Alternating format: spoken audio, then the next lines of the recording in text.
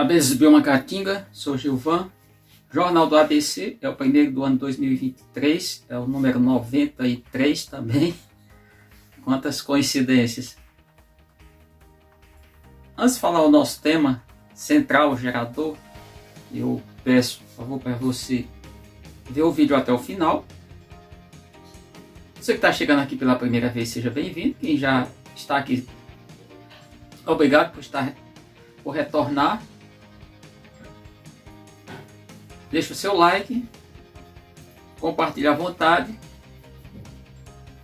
assine o canal, se possível, isso é extremamente importante. Muita gente, cerca de 40% do pessoal que vê os vídeos, não assina o canal. Claro, todo mundo vai assinar canais, eu assino muitos canais, tenho assinatura em muitos canais.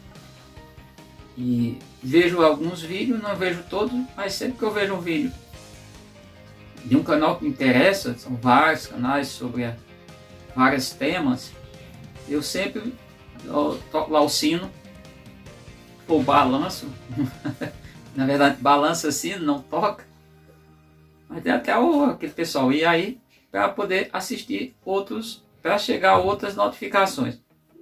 Então o nosso tema de hoje é cera. Tem diferentes tipos de cera. Cera, lembra, praticamente são lipídios, dá uma classificação mais genérica, são lipídios. Mas o que são lipídios?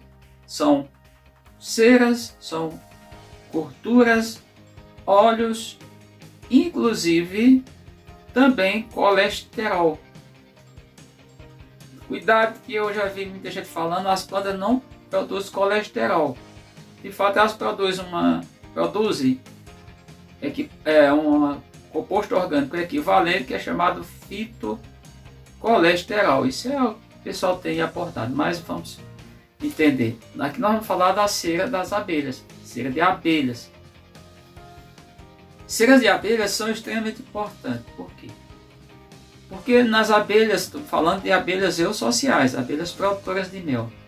A cera entra numa arquitetura da abelha, em toda a arquitetura basicamente. Depende, claro, das abelhas, posso até frisar, mas para a gente entender como que é a cera é uma mistura. Uma mistura de quê? De ésteres. Ésteres em 67% aproximadamente, pode variar de espécie para espécie, até grupos de abelhas. Tem abelhas neotropicais e abelhas do gênero Apis. Vai diferenciar. Eu vou citar isso aqui, vou falar nesse vídeo. Tudo vai ficar bem claro para vocês. Hidrocarbonetos, 14%. Hidrocarboneto, que é o hidrocarboneto? O nome deriva da composição. Estamos falando aqui de compostos orgânicos, que tem na química orgânica. Química orgânica é a química dos carbonos, porém tem compostos de carbono e não são orgânicos. É até uma discussão muito assim, grande entre os cientistas da área de química. Por exemplo, o monóxido de carbono, CO, tem um carbono, um elemento de carbono, mas não é considerado composto orgânico. Outros também não querem classificar como inorgânico. A química pode ser dividida ela pode ser dividida em grupos, por critérios. E também o dióxido de carbono, CO2, tem o átomo de carbono, mas não é considerado um composto orgânico. Mas não vamos aqui entrar nesses detalhes. Ácidos graxos em 12% aproximadamente e álcoois 1%. Então esse é a cera. Ela é um bom combustível, se você queima, ela queima mesmo, você bota fogo. Então, mas o que são esses compostos? Normalmente as ceras são formadas por triglicerídeos. Mas o que são triglicerídeos? São os ésteres de glicerina. Óleos e gorduras. Isso faz parte da cera, e vamos entender. Para a abelha produzir cera, ela produz... A base vem da onde? Vem do mel. Elas consomem, aí onde comecem a entender. Elas têm que ingerir de 8 a 10 vezes para produzir. Ou seja, se elas apenas 1/8 ou 1/10 do que elas consumiram de mel, ao final vai ser obtido de cera. é produzido em estrutura chamada, claro, passa pelos tratos digestórios da abelha e vai para glândulas. Que glândulas é essa? As glândulas serígenas. Ali ela produz essa cera sai líquida, elas passam às corbículas, é comum ver, inclusive, alguns relatos assim, eu fico aqui só até com o pé atrás para falar, que as princesas, elas produzem cera na fase inicial, antes de ser copuladas. Cuidado, copulação não é fecundação. Já fiz vídeo a respeito disso, tem gente confundindo, não é. Fecundação pode acontecer só quando a rainha vai fazer postura. Lembrando que nem todas as posturas da rainha foram fecundadas. Os zangões não. Os zangões é um processo chamado lá de parternogênese. Mas fica para aqui que você tiver interesse, busca lá meus vídeos que eu explico isso bem direitinho. Expliquei. Então, essa cera, ela vai fazer parte. Aí vamos dividir aqui em dois grupos. Se a gente falar das abelhas do gênero Apis, que estão distribuídas em 3 continentes até antes da chegada no continente americano, que é Europa, África e Ásia, com a maior concentração na África. A maior quantidade de espécies tem na África. Isso é o que me relataram. Mas eu não encontrei em documento científico, até porque é difícil esses relatos, esses documentos. Mas não for, vamos entender. Está em 3 continentes. Originalmente são nativas, endêmicas, 3 continentes, com diferenças de continente para continente, porque esses continentes têm várias diferenças. Essa cera é utilizada exclusivamente na fabricação dos favos, que a gente chama também de capa. Nós aqui no Brasil, nós brasileiros chamamos de capa. Não sei se lá fora quais são as outras denominações. Ali ela faz, é interessante. Independente do favo, ele está, vamos pensar, na vertical, na horizontal ou em uma diagonal, ele tem uma parte centralizada que tem um ponto de referência que é a parte gravitacional, voltada, vamos dizer assim, para o centro da Terra. Ou seja, isso é a parte central onde dali sai aquela estrutura hexagonal. Isso acontece com vespas também, hexagonal para as laterais com uma certa inclinação voltada para cima, como se fosse isso aqui. Isso também ajuda a segurar o mel, manter o mel ali. Claro, quando o mel já está totalmente desidratado, não total, mas com um nível de um teor de água que vai dos 14, 15 até de abelhas do gênero Apis, até os 19, 20%, alguns falam em 22%, mas isso aí já é para das abelhas nativas, neotropicais, ou indígenas, ou sem ferrões, assim que são tratadas. Ali é tudo de cera. Essa cera é utilizada para isso. O que pode acontecer ainda? Se um bicho, um outro animal maior do que a abelha, entrar ali na abelha acidentalmente, por algum motivo, pensar um pequeno réptil, seja ofídeo, cobras, seja lagartixa, um calango, um pequeno roedor, um rato, são ratos, anfíbios, sapo, normalmente rã, ou pássaro. Agora, recentemente, uma pessoa me relatou sobre o caso de um ninho de pitacídeo, que é o guiguelim, periquita, tem várias denominações, que estava no cupim, a abelha chegou, os pássaros não conseguiram sair, então o ninho junto com tudo foram todos mumificados. O que é essa mumificação e por que isso acontece? Porque elas envolvem com cera? Porque a cera, ela tem várias propriedades antimicrobianas, somente bactericidas, que são aqueles que atuam, claro, não todas as bactérias, mas bactérias com fungos, na questão da decomposição da matéria orgânica, que é a composição de um desses animais qualquer que eu citei, inclusive das próprias abelhas. Esse processo é chamado de mumificação. A mumificação ela é tão antiga que os antigos egípcios, no país da África, eles descobriram isso há mais de 6.000 anos. E daí, só a gente olhar as múmias e fizeram. Bom, essa cera, ela tem algumas coisas interessantes a citar. É importante citar. Elas podem ser utilizadas como ataduras, é um processo que envolve pensar num curativo, sim, pode ser utilizada, a medicina utiliza a parte de farmacologia, pode ser usadas mucosas somente oral, pouca, tá?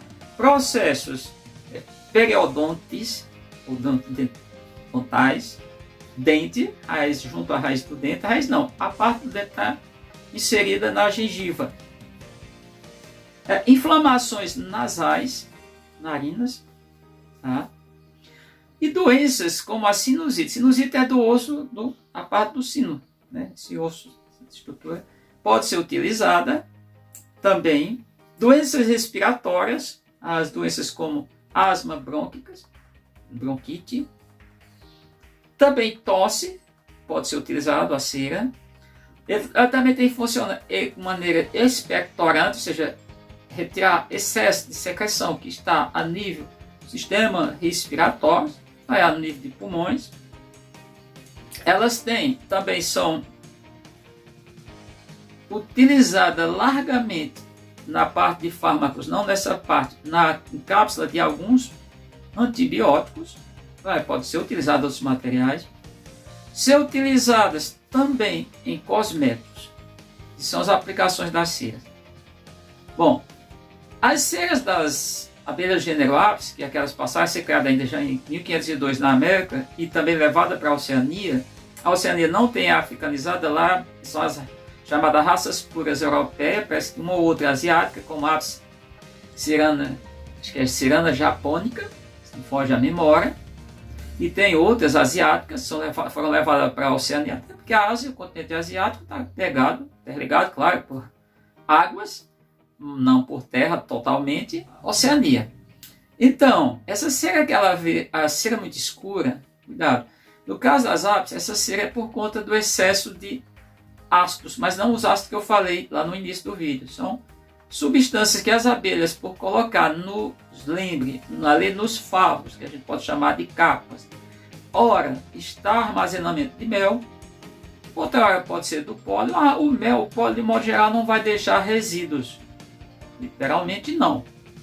Porém, quando a rainha faz postura nessas mesmas estruturas, entenda, funciona como se fosse a célula criando nas nossas abelhas nativas. A abelha ficou ali dentro um tempo, aquela larva produz substância, tem resíduos metabólicos. Depois ela vira ovo, larva, pupa, casulo. Ela fecha, vai opercular, só quando ela está havendo a metamorfose, e ela deixou resíduo, esse resíduo acaba acarretando, levando essa cera preta que qualquer pessoa já tirou abelha, é comum encontrar isso. Algumas abelhas na natureza, elas conseguem retirar essa cera. Elas conseguem fazer a limpeza, trocar esses favos. No caso, quem é apicultor, fica aqui um recado. A recomendação é trocar esses quadros, aí fica no quadro, que esse favo está muito preto, está com essa cor escura. Nesse caso, é o excesso de substâncias, somente, como eu falei, resíduos metabólicos. Entre esses tem substâncias ácidas, que não é nada interessante para as abelhas. E aí fica aqui uma questão. Eu vou descartar? Não, por que não? Aí tem o processo de purificação. Você vai aquecer, tá? Tem os processos, você aquece com água, que retira esse excesso, essa substância, faz a purificação, e você obtém essa cera, vai cair no líquido dentro d'água. Depois a água esfriou, ela só fica em temperatura ambiente, nossa temperatura. E aí você vai depois alveolar a cera, que é laminar alveolar. Só pensar alveolar, não precisa, para alguns procedimentos não precisa nem sequer laminar. Outros precisam laminar e alveolar, passa no alvéolo, que é uma estrutura que vai fazer com que a cera fique já com alguns tipos, como fossem umas alterações, para que a abelha puxe ali, que chama puxar o favo, na verdade puxar essas estruturas hexagonais, que são as abelhas do gênero Apis faz perfeitamente. Então, e aí fica aqui mais outra coisa, o recado: você não pode descartar a cera por conta que foi para as abelhas um trabalho muito intenso. E a importância de você sempre fazer essa reciclagem, vou tratar aqui como reciclagem, tirou a cera e reutilizar, é que você economiza o tempo da abelha, a abelha até produzir. Normalmente essa é a vida na parte inicial da fase daquele processo que é chamado, se trata como polietismo etário, ou seja, no início da fase da vida da abelha de atividade, que é a vida interna das abelhas. Aí, enquanto ela não vai a campo é a última etapa. Falando de abelhas, no caso da casta, operárias, porque os zangões não vai a campo, princesa também não. Então, você vai ter todo o cuidado de fazer, quando você coloca essa cera alveolada nos quadros, que é o apicultor, você está dando um enorme salto para as abelhas, porque as abelhas vão a partir dali puxar os favos, fazer as estruturas onde elas vão colocar o mel, armazenar o mel, tá? Então isso é extremamente importante, tá? Então era isso que eu queria deixar para vocês. Guarda a cera. A cera é algo extremamente, é um dos materiais bem mais caro para a abelha do que o pólen, do que o mel. Claro que tem outros materiais mais caros no caso das abelhas. Cuidado que eu vou falar. Aí vai ficar para outro quadro que foram perguntas sobre cores, coloração, pigmentação, teste das cereias. A gente vai ficar para o vídeo, no caso o quadro perguntas e respostas. Aqui desde já, grato a você que assistiu esse vídeo. Você que é criador de abelha, lembre que a cera é um material extremamente importante para as abelhas, que é a arquitetura da abelha, é onde ela faz ali o ninho, é onde fica as crias, depende da cera, elas precisam da cera, se for abelhas nativas, fazer disco de cria ou cela no formato cacho de uva. Se a gente trata de abelhas apis, do gênero apis, nesse caso, serve para ela fazer o favo, que ali armazena os três tipos de, tanto os dois tipos de alimento, pólen e mel, quanto também a questão das crias. Tudo fica nos favos e não tem diferença, são todos iguais, tá? A única diferença que tem é o que está lá no favo, quando ela armazena. Pode ser mel, pólen ou pode ser a postura da rainha. Então eu espero que te ajude nesse sentido, que você é um criador, você está precisando. E qualquer perguntas, na descrição do vídeo, como faço já desde muito tempo, fica o meu contato apenas telefone. Gente, porque eu não deixo, muitas pessoas já perguntaram, por que você não deixa de e-mail? Porque eu olho e-mail às vezes semanalmente. Só na época de atividade, quando eu estou trabalhando, não estou de férias, aí eu olho às vezes a cada 3 dias, porque eu não gosto de ficar vendo e-mail mais. Vejo, mas não.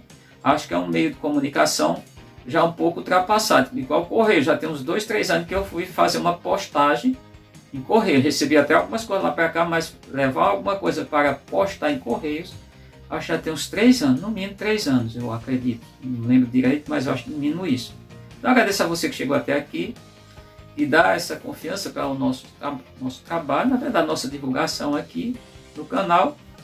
Fica à vontade para questionar. Aqui é um canal que a gente trata de abelha. Eu trouxe essas informações para vocês que eu acho que são importantes para você que é um criador de abelha, até mesmo que você não é um criador de abelha, mas que manipula esse material que é o produto das abelhas, que se trata da cera.